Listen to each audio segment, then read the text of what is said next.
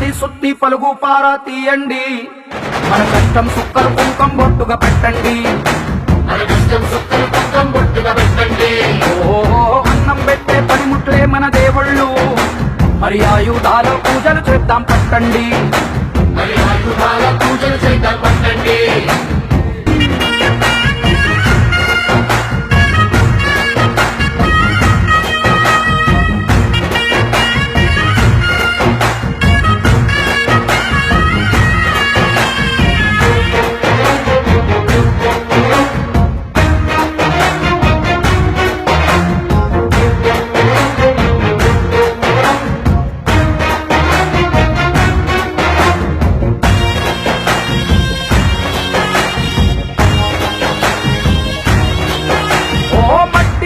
చెబుతాయి సీమ మనుషుల కష్టాలు,